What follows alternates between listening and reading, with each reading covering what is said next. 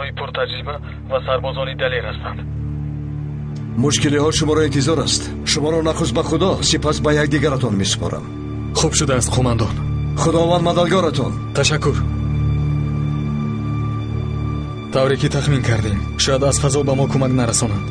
اگر همین شب را روز کنیم مشکلی نیست. انشالله مشکل نمی شود.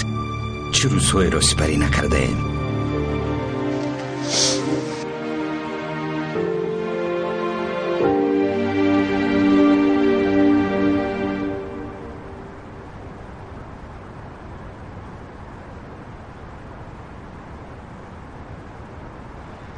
تو خاطر نشو.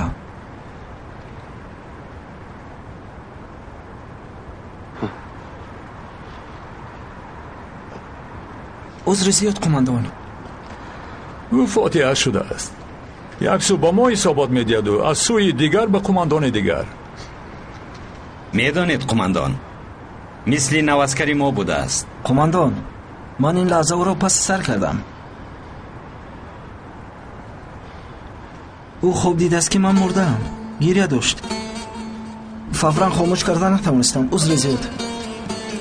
با اجازت شما.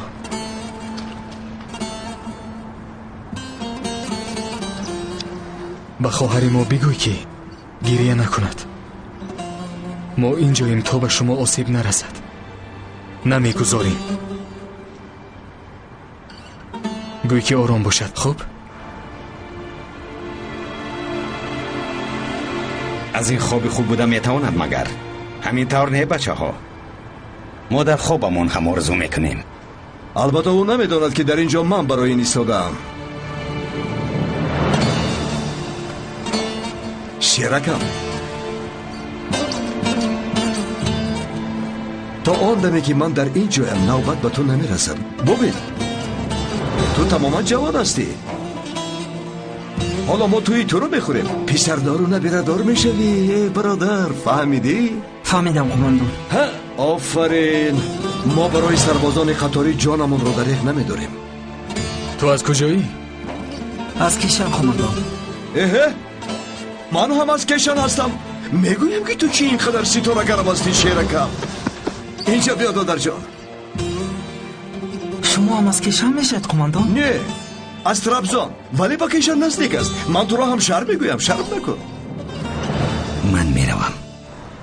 من هم نو فاتحه شدم. بله روید قماندان. رفته حساباتیت. یعنی آوازش را شنوید.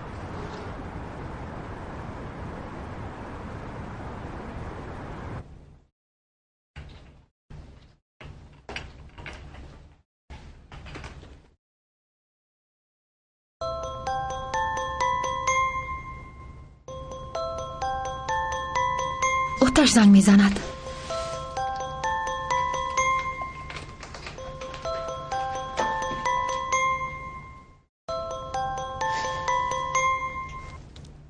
آتش. الو نزلی چطور هستی؟ یاد کردم. چطور همه شدیم؟ حالمون تماما بد است. سوخته و پخته منتظر خبر از اکه یوز هستیم.